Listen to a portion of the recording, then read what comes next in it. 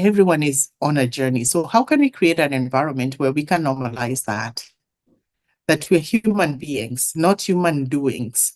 We are human beings, and give each other grace and create an environment where people are not scared, frightened.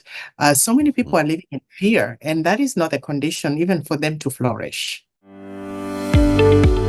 Welcome to Safe Space Made Simple, a practical podcast that guides clinical leaders and healthcare managers to create trust and support with their teams. I'm your host, Trace Hobson. Join me for weekly interviews, practical tools, and inspiring transformational stories of bringing people together in healthcare. Now, let's dive in. Hi, everybody. Welcome to Safe Space Made Simple. My name is Trace Hobson. I'm your host. And today we have Betty Mitwery, who is a leadership coach, executive consultant, as well as an author and speaker on leadership development in healthcare, as well as EDI. In today's show, Betty shares why it is that she believes that systemic team coaching can change the world of healthcare for clinical leaders, managers, and teams. And she also shares actionable tips on how you as a manager, a leader, or an executive can implement that into your team today. So without further ado, let's get right into the show. Hi, Betty. So, Betty, thank you so much for being on the podcast with me. And I'm really excited to talk to you because when I first met you and heard your story and also some of the work that you do, you captured my imagination with a statement that said, I think that team coaching can change the world.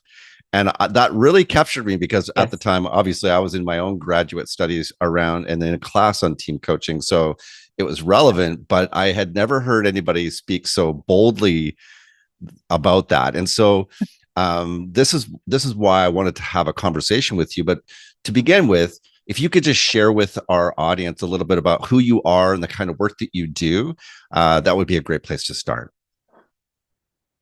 Thank you so much, Trace, and thank you so much for having me on your show. I'm truly honored. My name is Betty. I'm the CEO and founder of BM Leadership and Coaching Consulting.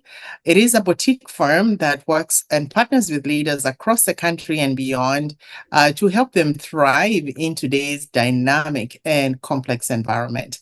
I do tons of executive and leadership coaching, leadership development, and facilitation, leadership program development. I love creating frameworks for coaching. I'm an EDI strategist and a speaker and author and a mother and wife. Just to add that in there, a mother as well. So I should have started with that, but that is my best job description. It should be first. Right. That's probably what's prepares you more than anything else to do the work that you are doing. I know that's been my case. Yes, absolutely. So going back to what I heard you say about changing the world, let's hone in on the one sector that I know that you have done a lot of work in, and changing the world of healthcare. And I'm curious, what are your perspectives on coaching and team coaching and how we might be able to address some of the big challenges that are going on in healthcare today? Yes, I love that sector. I was a director in organization development and also patient and family-centered care in Saskatoon Health Region. And in my tenure there, I really loved the impact. I think it's the work is so sacred. You could be working in there, but you could also be a client. We are all clients of the system, even if we work in that system. And in my tenure there, I really did come to appreciate that teams are the core unit for change. Leadership is a social process. So leaders indeed need to keep the momentum for change, but it's indeed the teams that make the magic happen. So that's why I'm so passionate about team coaching, because when you can ignite the passion, when all the team members are aligned in the same direction and they know who they serve. And the framework of systemic team coaching for me resonates deeply because we start the first one in commissioning. We think about what our stakeholders would say. We think about the value that we bring. So keeping that front and center, what value am I bringing? How am I showing up? And as a team, how do we synergize, to Mm, create that value for who we serve? That's why I was bold in my statement that I do believe systemic coaching is the best catalytic development opportunity for teams in healthcare and other teams in all industries. mm. So when you describe systemic team coaching, give the listeners a bit of an idea of what that would look like on the ground. And in other words, for a clinical leader, a patient care coordinator or a nurse educator, a manager that's managing a unit, and they had you come in to do some systemic team coaching with them, what would that be like and what would they see and hear? I love that. I love that. I used to lead a team of OD consultants, and we would call it team effectiveness. Mm, So what would happen was if the team is going through some challenges, as teams always do, because they are a social system, that is not anything really to be embarrassed about. Social systems always have points of friction. We would go to a team and start to ask about, what is the nature of the issue that is, I guess, causing interruption, or if it is a strategic planning, where they would like to go. So the systemic team coaching way of engaging would really start by examining, who they serve. So as a director of patient and family centered care, I had, the reports that would come to my desk. I knew what was going on in terms of safety incidents. And that is where we would start so that they can really be honed in, rise above the interpersonal friction to the cause and to the purpose, the shared purpose they have on the team. So mm, I always found out that when there's a conflict, when you deal at the level of person to person without really engaging their purpose, engaging why they're there in the first place and what they are there to fulfill, achieve, serve, it becomes kind of an interpersonal struggle. Once you bring in the other perspectives, I think it elevates the conversation, it elevates the conflict. And in most cases, we found that they could be actually wanting the same thing, but people are going about it in different ways, mhm, and that's almost always the case. So that would maybe catalyze the process for resolution, bringing in diverse voices, ensuring that we may want to solve this conflict, but it's greater than just the two of you. It's greater mhm, than just the three of you. There's a higher purpose why we are doing this. And mm, I love the other concept around, really clarifying with, creating good structures and processes for, how they manage their their roles and interpersonal relationships and what have you, in creating really sound team charters. And within all of that is the learning. Today, in today's environment, we just need to be learners all the time. mm, Every day is a learning opportunity. And how do we establish the learning philosophy at the center of it? So then they have the psychological safety, as you know, that is a huge issue. How do people feel free to, share their experiences, mhm, share any ideas they have without any fear of mhm, repercussion? So that's why I particularly love that model, is mhm. because it elevates a conversation beyond the individuals to see the big perspective. Right. So you brought up psychological health and safety, and I think that that's a relevant place to go for us in this part of the conversation. And one of the things that I work on is the idea of team charters as it relates to a safe space. And so that's a psychologically healthy and safe space, or what I call top-down safety. But then there's also Mhm. this neurobiological safety that wants to happen as well in healthcare. I think that's a bottom-up safety. And Mhm. this is directly correlated with some of the big problems we've got in healthcare culture or team culture today, with um, there being a reactiveness, disrespectful conduct, bullying, harassment, discrimination, discriminatory harassment. And my hypothesis is that much of that is because of the dysregulation that's going on inside of people's systems, their individual systems, and them not even maybe being aware of that, or not having the skill to be able to navigate that. So I'm Mhm. curious, as it relates to team coaching and your perspective and what you're seeing, What do you Mhm. think about what I've just shared, and maybe offer some insights around it? First of all, I have to say I'm very fascinated by what you're investigating. And if I can maybe put it in terms of how I understand it, we have always said that emotional intelligence is the science behind leadership. Mm, So it's all about, awareness, it's about self-regulation, social awareness, and relationship management. In the work that I'm doing a lot, especially in coaching, I'm finding that, being centered, being grounded in self, knowing all those parts of you, you mm, know, really helps in the way we all show up because, a team, again, it is just a synergy of so many different energies coming into it. So the more individuals can lead self, the more they can be more centered, the more they are more grounded, how they show up in humility, how they can self-regulate their own emotions and lean in with genuine humility and curiosity, mm, there's a chance of being able to move things forward faster than when we don't have that awareness. And as you're saying, emotional regulation.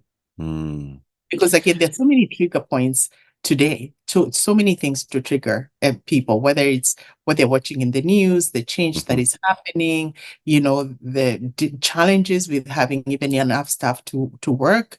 There's just so many challenges. So mm. the reason why each individual really needs to be grounded um, as they enter in these spaces. Yeah, that's a really interesting thing that you referred to at the beginning of when you started talking about accepting and noticing all the different parts of myself.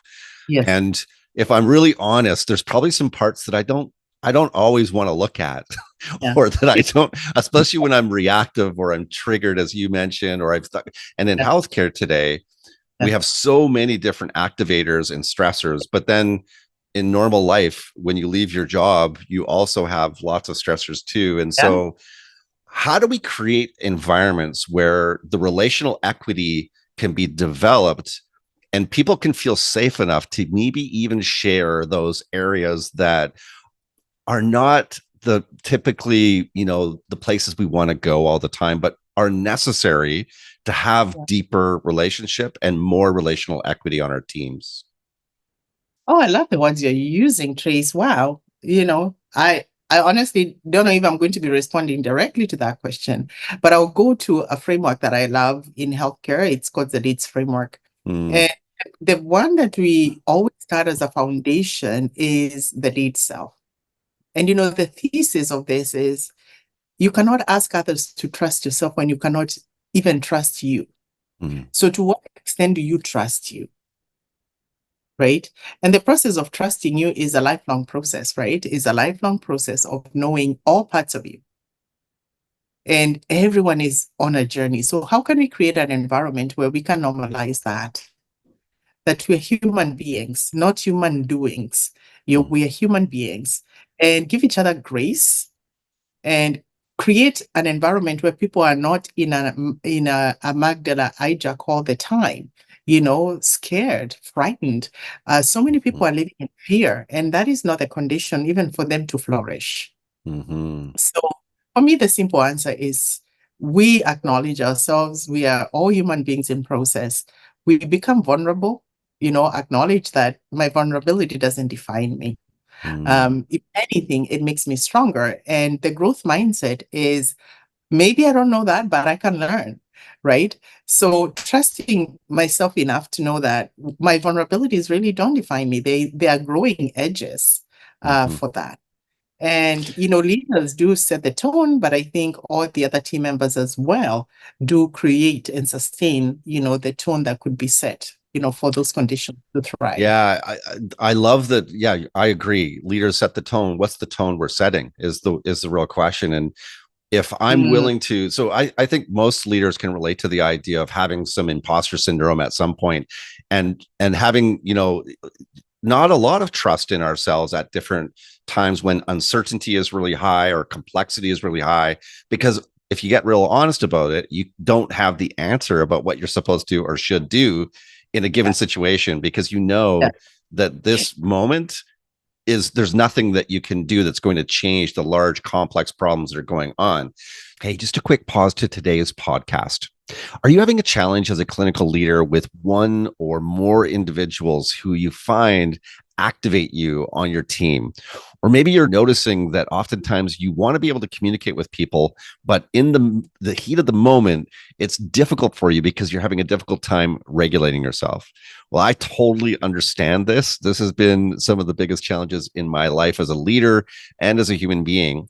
And so I created a free resource for clinical leaders, nurse educators, and healthcare executives called the Relationship Regulator. It's a mini course that will show you step by step a framework that may serve you very powerfully in this area. So if you want to download the Relationship Regulator for free, click in the show notes and you'll find that resource for you today. Now, back to the show. So there is a sense of distrust of your even ability to decide to do something. And I wonder what would happen if more leaders shared on that level and made that sort of conversation an operational priority. What would happen, do you think? And have you seen that kind of a safe space where leaders are willing to share at that level? And what has happened as you've observed that? I would say that I have been actually observed a few leaders who are extremely vulnerable and who are extremely dynamic and transformational. I think if the leader knows themselves that they are not just having to feed the wolves, so to speak, but they have that implicit trust that people will respond. I believe people do respond to authenticity. Authenticity connects with people. Mm, You know, the bravado doesn't. I think if people are genuinely authentic and can say, hey, this is an area I don't know about. And again, the literature on leadership is saying in this complex environments, nobody has all the answers. mm, Nobody has all the answers. So we need to create an environment where we can invite other people to share. And when they share, can we actually follow through with that? Other than just, doing it in a performative way. So yes, Trace, I've seen and have had the privilege of working with leaders who are vulnerable in ways that resonate with the group, and they really help the people connect with them as human beings. And I've seen even the leaders who have led in this way, that have been a part of their team, are more motivated to help them. mm, Right? So it almost becomes like that genuine human. We're here, we're trying to do work, but we all recognize that, there's some issues, that mm. we might not know everything, that we are being invited to the table. And when we're talking about a sense of belonging, yes, you feel you belong when your ideas are actually being, invited and leveraged. Mm-hmm. Yeah. Yeah, I think that this is a huge solution. I think for the switch from command and control hierarchical leadership to a shared, more distributed leadership model where we are actually sharing leadership in a real fundamental way. But that Yes. also, let's not be like, we got to be honest about the fact that that's actually going to ask leaders who are more comfortable in a command and control setting to Yeah. let go and go through the fear of what that means for them to Yeah. let go and Yeah. to share in a vulnerable way. I think what you're talking about, you mentioned it, it's about being a human being first and foremost, Yeah. and recognizing I might have a role on this team that is the leader, but we are all leading together. And I'm a human with you, and we have got to figure this out together. There's no way that I can do this by myself. Yes. When you look at leaders that are struggling to have that kind of vulnerability, what are some suggestions you have for them that would help them to kind of break through that initial inertia? Oh, but boy, most leaders are now transitioning from that command and control culture to a more, egalitarian culture, collective, thinking about distributed leadership. And those are mindsets. I think coaching is what really helps the leaders be able to confront that in a safe space Mm-hmm. and talk about that. So the leaders that I coach that are in a culture that is telling them, okay, you need to behave as a host, not as a hero. And yet this culture is still steeped in it. The processes are still very hierarchical, command and control. So it's the culture that the organizations are still in that is creating challenges for individuals to shift. Right. Because Right. if their personal development or in their other place where they really want to do this, when it comes down to it, everything is being judged through the command and control lens. It So people are is. all over the map with us, all over the map. Well, and Yeah. I think the complaint that I get from a lot of leaders that are struggling to make that transition Yeah. is that the operational demands and constraints are so high. How can I possibly carve out time? I don't have time to breathe, let alone, spend time being vulnerable with my team. And this is what honestly is being thought about from a lot of managers, leaders, even executives that I speak with at different times. So yes is the answer to what you're sharing. Like developing relationship with my team is the most important thing. In fact, it might be the one retention activity that will actually make a difference, developing strong relationships. But with that operational, barrage, that waterfall of stuff that Mhm. has to get done, how do we practically carve that time out? What would you suggest to a leader that's struggling in healthcare today with that? Those struggles are very real. And especially in a place where, life and death situations have to be handled. So I do have lots of empathy, especially for leaders in those kinds of environments. Mm-hmm. However, I do encourage them to take an inventory of the time that they have. How are they spending the time that they have? So it's, we all have 24 hours. When I read Covey's thing is that we all have 24 hours. So first things first.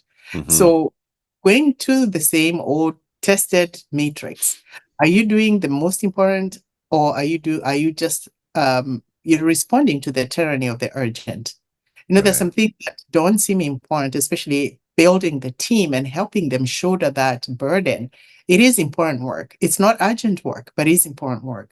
So Mm-hmm. it comes down to a leader, how they are managing themselves and this perspective that they bring to their work. And Mm-hmm. again, even a 5-minute conversation trace Mm. can be transformative. We don't need an hour. No. It's how I show up, right? And it's how you show up, how you engage with people, even for 10 minutes in a very focused, present way, and Mm-hmm. trying to get to the root cause. What is it that is holding you back? Let's ask more questions than just, yeah, dispense answers and commands. I Right. think it's all about it starts there. Yeah, I think one of the things that I have conversations with leaders about is the idea that so what if you could have back all of the time that Mhm. you are spending right now in any conflict, any union grievance, Yeah. any kind of HR investigation? What if you could have even 50% of that time per year Mhm. back into your capacity? What would that be Wow. like for you? Because that's the corollary for me. It's like if you actually spend time doing this, at first it's not going to be easy. Let's be honest about that. Yeah. But Mhm. the ROI on that, the return on that invested time over the course of a year or even 90 days Yes. will start to get you a different kind of dynamic with your team and with those people that are sort of the problem people. Yes. There will be a shift, and I've seen it over Yeah. and over again. So I love what you're sharing there, because the assessment of your time, how much of that time are you spending in investigation and stuff that drains you, or micromanagement or performance Yeah. management that's unnecessary because it's a reflection of the lack of relationship that's Yes. there on the team for you. And 100. I just want to also share with the listeners too that that was me as an executive leader for many years. I got lots of results. I was very directive, and I was not what you would call a high EQ leader. I was the opposite of that. And then as a result, I suffered, and the Yes. people around me suffered. And I had really great results on paper. But Yeah. what I didn't have was the relational equity that would Yeah. fill my heart and my soul and my gut with Yeah. that joy that I wanted to feel. So, and I also spent a lot of time in micromanaging things that I did not like and that were really draining, and Yes. noticed the shift for me. So just want to put that out there too, to be totally transparent with that for people that are Yeah. listening and going, that's pie in the sky. So yeah, I love what you're sharing, Betty. Thank you for bringing it. What are you working on right now that's bringing you joy and excitement, that you're really noticing? Wow, this is filling my cup. This month I've had a couple of projects that are coming to an end, which I'm very excited about. The first one is we worked with an organization to create a leadership framework that would really bring distributed leadership to life. Mm, We are talking about, creating space for everybody to be a leader, assuming everybody has that leadership potential. It's about, inspiring them to truly make that change. So creating a framework that would actually enable distributed leadership to work, not to be an idea out there, but to mm, work is something that I'm very excited about. And I'm looking forward to seeing how this organization that was extremely, passionate about doing that is going to affect it. And I've been doing some leadership development work with their leaders as well mhm, to activate that culture. The other project that I'm excited about, as you know, I'm a leadership faculty of Canadian College for Health Leaders. I've been helping revamp the curriculum of Leads Leadership Foundation course that is offered to healthcare leaders across the country. mm. Um, and it is one of the courses that each healthcare leader has to take to get the Canadian Health Executive designation. So Wow. creating the curriculum, and as you know, I've been a long-term student of the LEADS framework. I was one of the early adopters when it was being launched back in, I believe, 2006 there. So I've been an early adopter, and I really love that framework. And creating a curriculum for these health leaders has been a really passion project for the last 2 weeks. Mm, And we are going to be launching it in January 2025, and it will also be offered in French. So mm, again, for me, leadership development is my life's passion, and I mhm, love creating programs and facilitating and seeing the transformation that comes when you bring together people. So much is not about the reading; it's about when you bring diverse leaders together, when they're learning together, when they're reflecting. We definitely bring lots of reflective space into this learning opportunity. It's very hands-on experiential so that people are not just walking out with book knowledge, but they're having real insights that are going to change how they lead.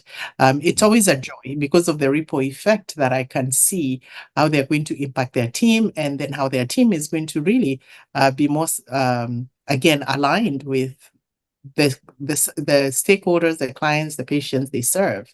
mm. So it's a project that I take to heart because of the wide impact and influence it has on the Canadian healthcare sector. Yeah, it's amazing work, Betty. Yeah, Thank you for doing that work. yeah. I'm curious about it. Can you share just a little bit about your framework for shared leadership that Mm. you've created, and just share a couple of snippets from it, because that to me sounds very interesting. I'd like to know a little bit more. Well, I'll share my own, I would talk about these, but I will share, a model that I use always for personal and organizational change. And I like simple frameworks because I think in our complex world, we don't have time to, remember 7 steps to anything. Hmm. And even those steps have to be screened through the lens of wisdom and Hmm. context and individual, right?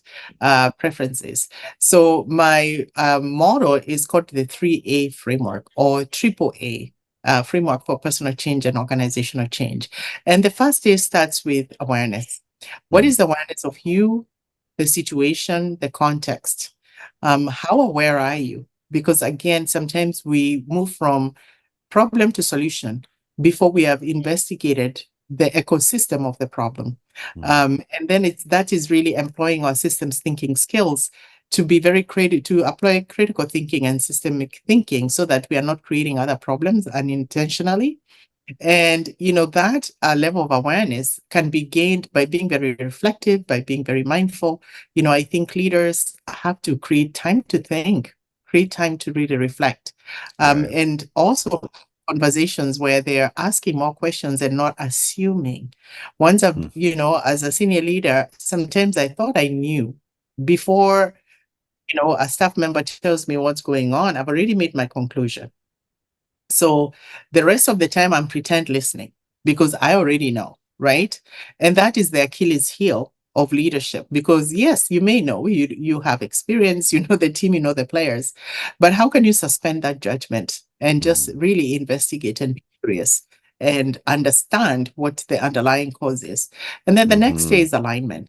I do believe as leaders, as organizations, we all have to align to a core set of principles. Otherwise, we'll be all over the map.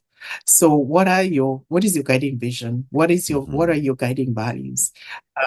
How can you do the three horizon thinking in terms of looking ahead, thinking back and looking inside out so that you Mm-hmm. can bring all those perspectives?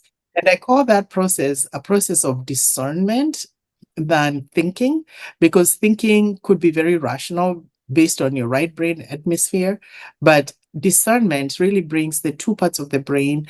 It does bring the time horizon so that you can be wise, make wise decisions. And then from there, you can activate. That's the last A. You can move into activation by considering, all the critical factors and, do something, whatever action it is. I think that we have to keep the flywheel effect moving by action and iterating instead of waiting for the perfect plan. So Mm-hmm. that is the one that if it's shared amongst everyone, if everyone can be aligned towards the same strategic goals. I talked about the leads framework. What is our leadership competency? What are the leadership behaviors we are all trying to align to? And then everyone really takes on the mantle of leadership, because sometimes if Mm-hmm. people don't believe they're leaders or they can make a difference, they stand back. But then Right. how do we create organizations where everyone feel and practice their leadership? Because truly leadership is not a position, it is a choice. Mm-hmm. Wow. Thank you so much for sharing that framework. So, how can people get in touch with you? What's the best way for people to reach out and get connected to you and your work? People can get connected with me through my website, bmcoachingconsulting.ca. They can connect with me as well through my LinkedIn page, Betty Mitwery. And I hope that you can have those coordinates. Yeah, so those are the two great ways that people can connect with me. I always say once you read up on me, then you can see if I'm for you. Because again, I'm not for everyone. I have a very specific way in terms of, you connect with people who truly want to get things moving. I want to Mm-hmm. work with anyone who is stuck, Mm-hmm. especially in this complex world. And that is the client that I love. Whatever is getting you stuck, whatever is holding you back, and especially even on a personal level, what are some of those personal beliefs? What are some of the mental saboteurs? I love working with saboteurs as well, because you did say that sometimes, we are our own worst enemy. I do bring the knowledge of, identifying your own saboteurs so that we can be able to work with them in a productive way. So Mm-hmm. I'm about truly unleashing, people's potential, because I do believe leadership, resides in every one of us, and there's huge Mm-hmm. potential in all of us. Wow. Amazing. Thank you, Betty, so much for being with us. And I'll look forward to watching the work that you're doing in the world. Thank you so much, Trace, for having me. This was delightful. Hey, everybody. Thank you for listening to the show today. If you got value from today's show, would you mind doing me a favor and leaving a review, a rating, and just a positive comment on the platform that you're listening on? The reason this is important is because as we amplify the show's presence and what it's creating as value for people like you that are listening, clinical leaders, managers, and executives, it will help us to include more people in this platform, to invite more guests, thought leaders, and different people that will help us to amplify a systemic change in healthcare today. Now, I appreciate you. I'm grateful for you listening today. And I hope that as you leave here, that you'll remember to be a safe space. Thank you again for getting to the end of this podcast. And if you enjoyed this and you found that there was value in it for you, my invitation is for you to subscribe for future episodes that come out weekly on Tuesdays.